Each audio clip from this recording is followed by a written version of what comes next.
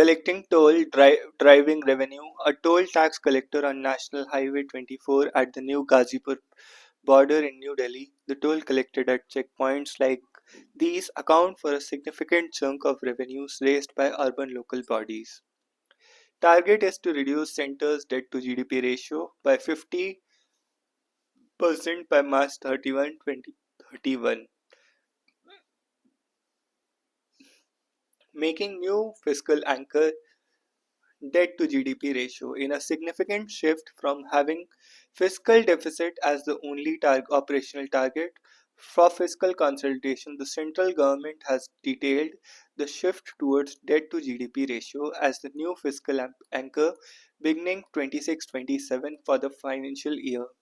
It has targeted declining debt to GDP ratio to 50% by March 2031. The debt to GDP ratio for the central government is estimated to be 57.1% in 24-25 and 56.1% in 25-26. The choice of debt to GDP ratio as the fiscal anchor is in line with current global thinking. It encourages a shift from rigid annual fiscal targets towards more transparent and operationally flexible fiscal standards. The government said in its statement of fiscal policy, as required under the Fiscal Responsibility and Budget Management Act 2003, a debt to GDP ratio as a fiscal target is a more reliable measure of fiscal performance as it captures the cumulative effects of the past and current fiscal decisions. The debt to GDP ratio as a fiscal target is a more reliable measure of fiscal performance as it captures the cumulative effects of the past and current fiscal decisions. It said it is expected that the debt to GDP ratio based fiscal consolidation strategy would help rebuild buffers and provide requisite space for growth enhancing expenditures. Debt to GDP ratio refers to the share of a country's national debt to its gross domestic product. Rating agencies usually track total debt to GDP ratio that includes debt levels of both states and the state government and the central government. In FY25, the government's fiscal deficit is estimated to be 4.8% of the GDP as per the revised estimate, lower than 4.9% target in the budget estimate. For 25-26, the fiscal deficit is estimated to be 4.4% of the GDP. The center also said that the choice of fiscal anchor aligns well with sustained efforts of the government to promote fiscal transparency through proper disclosure of off-budget borrowings. This approach is expected to provide operational flexibility to the government to respond to unforeseen developments. It said, adding that it is expected to put central government debt on a sustainable trajectory in transparent manner. The government has detailed three degrees of fiscal consolidation: mild, moderate, and high, linked to varying nominal growth rates of 10%, 15, 10.5%, and 11%. With a 10% nominal growth rate, central government's debt to GDP ratio is estimated from 56.1% in FY26 to 52% mild, 50.6% moderate, and 49.3% high in FY31. The government has detailed three degrees of fiscal consolidation: mild, moderate, and high, linked to varying nominal growth rates of 10, 10.5%, and 11%. With 10% nominal growth rate, varying debt to GDP ratio targets based on growth rate linked with interest growth rate differential. With 10% nominal growth rate, the central government's debt to GDP is estimated to reduce from 56% to 52% in mild, in 50.6% in moderate, and to 49% in high. 11% growth rate पे 49% हो जाएगा in financial year 31.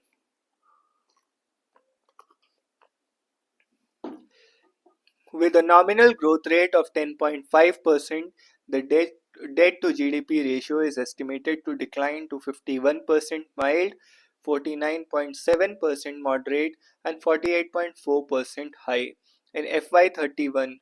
And with a nominal growth rate of 11%, the debt to GDP is estimated to reduce to 50.1% mild, 48.8% moderate, and 47.5% high in FY31.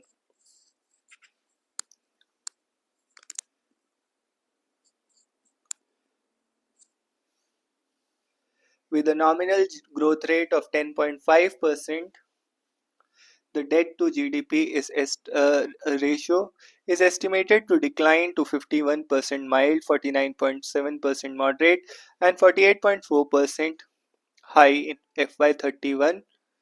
And with nominal growth rate of 11%, debt to GDP ratio is estimated to reduce to 50.1% mild, 48.8% moderate, and 47.5% high in FY31.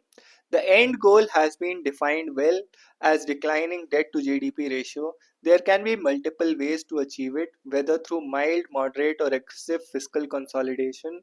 This follows the flexible fiscal targeting method as per international norms, a senior government official said. Experts, however, pointed out that the debt to GDP ratio will take several years to decline to the level outlined in the FRBM Act. If we consider the moderate scenario considering 10% nominal growth rate, we derive the path of fiscal deficit to GDP ratio as falling from 4.4% in FY26 to 3.5% in FY31 in incremental steps.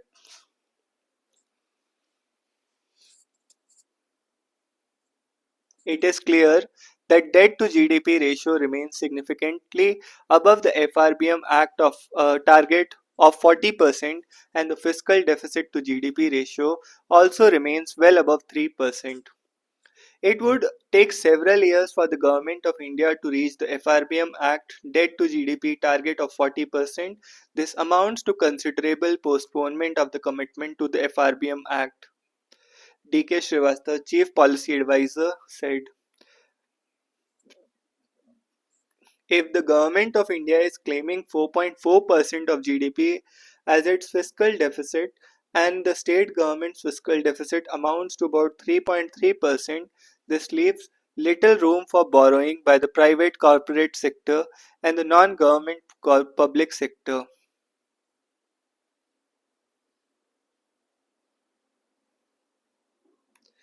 This would force them to borrow more from abroad, taking the current account deficit above sustainable levels. If the Government of India is claiming 4.4% of GDP as its fiscal deficit and the state government's fiscal deficit amounts to 3.3%, this leaves little room for borrowing by private corporate sector and the non-government public sector. This would force them to borrow more from abroad, taking current account deficit above sustained levels. Debt is cumulative borrowing and deficit is borrowing for that year. Rebuild buffers, counter-cyclical fiscal policy, crowding out of private investors, borrowing from abroad, capital account deficit. Subsidy bill set to fall to 6-year low, 4,26,000 4,26,000 crore provided towards all central subsidies for the coming financial year. 4,26,000. The centre spending on subsidies for 25-26 is budgeted to fall to a 6-year low in absolute terms and a 7-year low relative to the country's gross domestic product.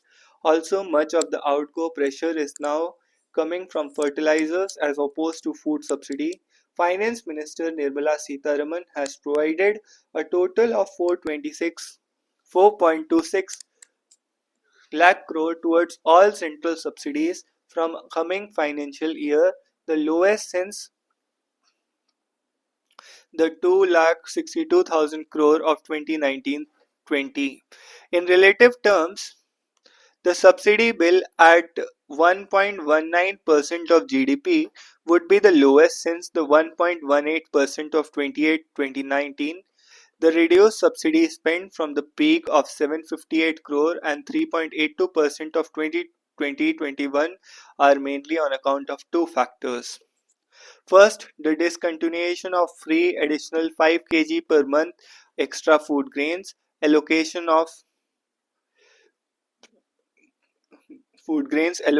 to the 813.5 million public distribution system beneficiaries. The extra rice or wheat over and above the regular 5 kg per person per month PDS quota under the NFSA was given during the post-COVID period from April 20 to December 22 that ended from January 23 with the annual grain offtake through PDS and offer other schemes falling from 93.7 million tons in 2020-21 105.8 million ton in 21-22, 93 million ton in 22-23, 67 million ton in 23-24 and a projected 63 million ton in 24-25. The government's procurement as well as stocks in godowns declining, translating into reduced carrying cost of buffer beyond operational requirements. The food subsidy is budgeted at just 2 lakh crore in the coming fiscal. The above subsidy hit an all-time high of 5 lakh crore in 2021 when the finance minister also made one-time provision to clear outstanding dues to the Food Corporation of India. The latter incurs an economic cost towards procuring, distributing and storing grain, with these estimated at rupees 39 per kg for rice and 27 per kg for wheat. The subsidy arises from the same grain being issued entirely free to PDS beneficiaries. The second major reason for the centre's lower subsidy provision is fertilizer. The fertilizer subsidy peaked at 2,51,000 crore in 22-23, which resulted from high global prices following Russia's invasion of Ukraine. Landed per ton prices of imported urea, diammonium phosphate, and muriate of potash rose from $900 to $1,000 in November-January 21-22. 950 to $960 in July and 590 in March 22-23 respectively. Imported urea, diammonium phosphate and muriate of potash. Currently these are ruling at 423, 427 for urea, 633 for diammonium phosphate and 283, 285 for muriate of potash. Even prices of green fruits, phosphoric acid and ammonia have eased to $1,050 to $400 per ton from their highs of $1,700 and $1,500. Landed prices have however firmed up a bit since May, especially post the disruptions to vessel movements in the Red Sea from attacks by Yemen's Houthi rebels. It has led to myriad of potash cargoes from Russia, for instance, taking 45 to 50 days voyage time to reach India via the Cape of Good Hope, instead of only 30 to 33 days through the Suez Canal Red Sea route. The fertilizer subsidy for 24-25 has also therefore overshot the budget estimate of 1,64,000 crore by nearly 7,300 crore.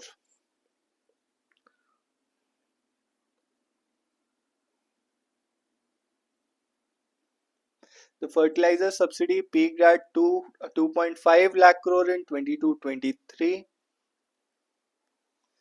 In 24-25 it was 1,64,000 crore. The budget estimate of 1,67,000 crore for the coming fiscal is higher than what was provided in 24-25. Whether more will be required will depend on geopolitical factors and their impact, if any, on global prices of both finished goods and inputs. Significantly, there are no increases in the prices of fertilizers or farmers or that of food grains sold through PDS in the price. The maximum retail price of urea has been unchanged since 2012, while the issue price of PDS grains was slashed from 2-3 kgs to 0 with effect from January 23. So there are two reasons. First is discontinuation of free additional 5 kg per month, and second is lower subsidy provision is fertilizer. So food subsidy has reduced from the highest 5 lakh crore to 2 lakh crore, and fertilizer subsidy from the highest 2.5 lakh crore to 1.67 lakh crore.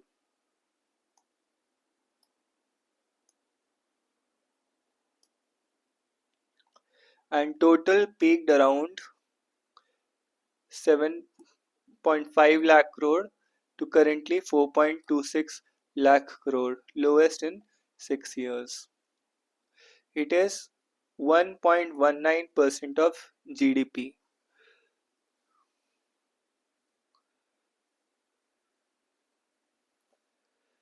In relative terms, the subsidy bill at 1.19% of GDP will be the lowest since the 1.18 of 2018-19.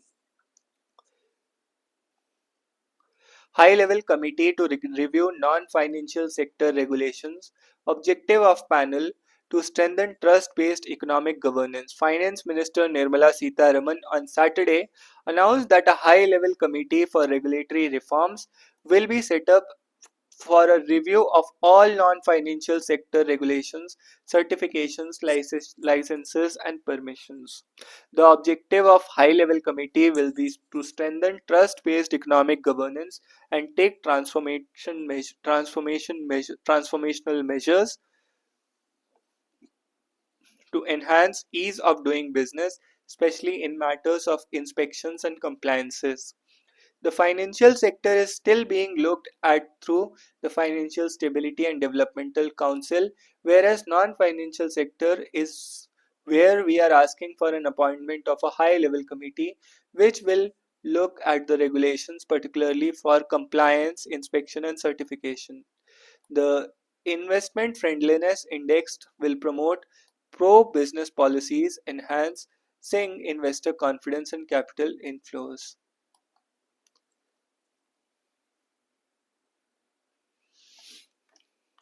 Capital expenditure.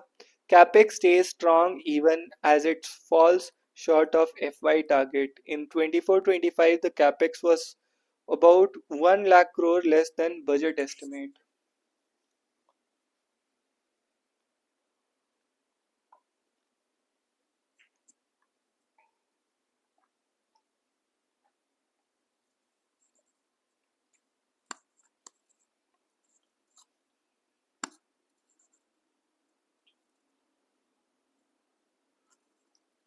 The government has projected a capital expenditure target of 11 lakh crore for the next financial year, 11.21 lakh crore for the next financial year 25-26, the growth of 10% over the revised estimate for FY25 and just around 1% higher than the budget estimate for the current financial year.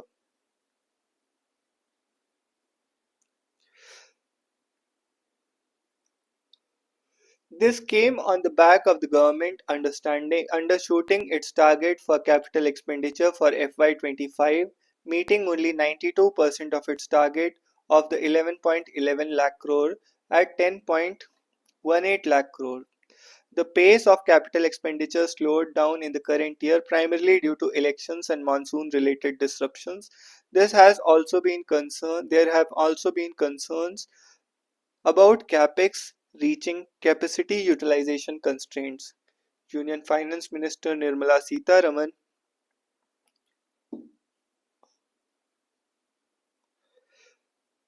however, listed elections as the key reason for the slowdown in capital expending for both states and the center, adding that there is still thirst uh, for capital expenditure. On capex, there are two things playing out. One, of course, this particular year has had the elections happening, and because of that, both central governments and state governments were catching up with public spending on investments only. And for second and third quarter, also it showed. She also said vary the heads may vary under which the capital expenditure happens, but the expenditure will happen in building of assets. It's equally true that when fundamental requirements are taken care of, when you are bringing in addition over it, there is a pace at which those additions happen.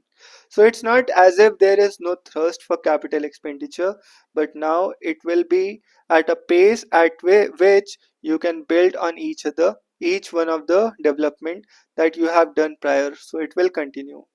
Economics Affairs Secretary Ajay Seth said there are sectors coming up for capex and it is not a capacity issue. Effective capital expenditure, including what the government of India provides to states for their capital expenditure, is 4.3% of the GDP, one of the highest. It is not a capacity issue, it is the new sectors coming in. If you notice, there is an urban sector there. Allocations are increasing. That's one area which requires a renewed focus.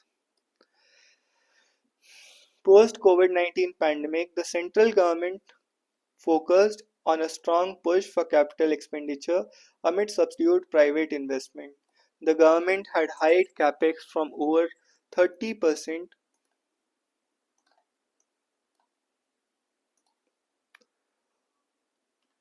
The government had hiked capex by over 30% in the previous fiscal year. Post COVID-19 pandemic, the central government focused on a strong push for capital expenditure and subdued private investment. The government had hiked capex by over 30% in the previous financial year, 35% to increase to 5.54 lakh crore in FY24, and another 35% hike was done in 22-23 to 7.5 lakh crore, followed by a 37.4% increase to 10 lakh crore and 11.11 lakh crore in FY25. The revised estimate of total receipts other than borrowings is 31.47 lakh crore. The revised estimate of total receipt other than borrowing is 31.47 lakh crore, 31.47 lakh crore, of which net tax receipts are 25 lakh crore, and the revised estimate for expenditure is 47 lakh crore, of which capital expenditure is about 10.18 lakh crore. She said while presenting the union budget for FY26 in November amid concerns over slowing capital expenditure by department and ministries in the financial year, the center has directed them to spend up the pace of spending in the third quarter as much as possible. The government has nudged the ministries to expedite the pace of capex in January to March quarters. In the current financial year till December, the government has incurred capital expenditure of 6.85 lakh crore, up 1.74% of 6.74 lakh crore in the corresponding period of previous year. Experts have raised concerns over the saturation of institutional capacity to absorb higher capex, and thus a modest increase in capex in the budget is being seen as realistic.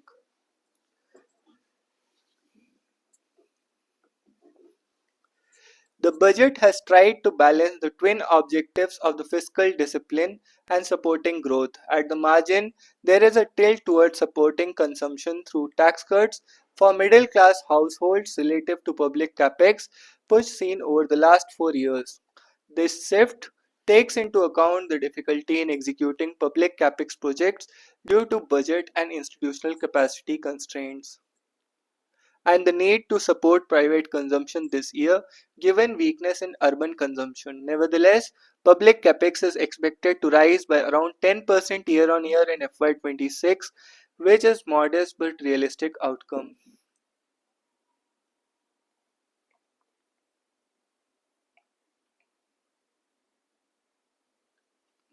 The government has been able to show a lower fiscal deficit number and given tax boost due to another bonanza from the RBI dividends and a slower pace of public capex growth. So change in key components. So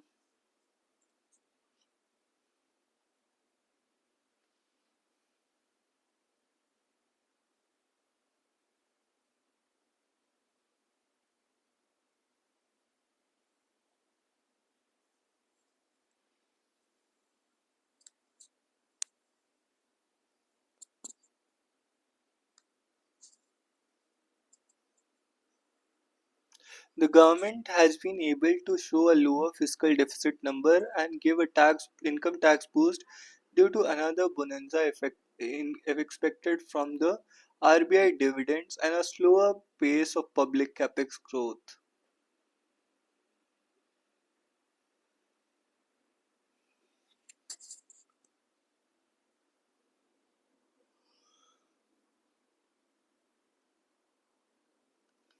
So public private finance final consumption expenditure,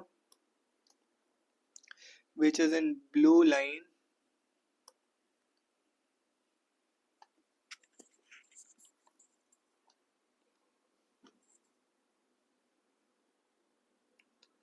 final consumption expenditure,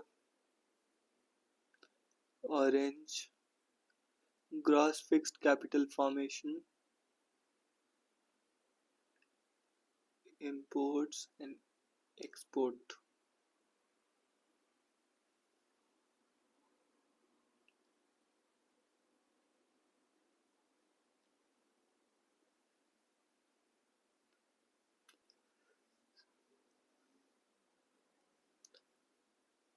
So GDP year on year growth percent, GDP growth rate is 6.4%, falling from 8.2%. Fiscal deficit as percentage of GDP from 9.2% highest in FY21, it has reduced to 4.8% in FY25, and we are targeting 4.4% in FY26.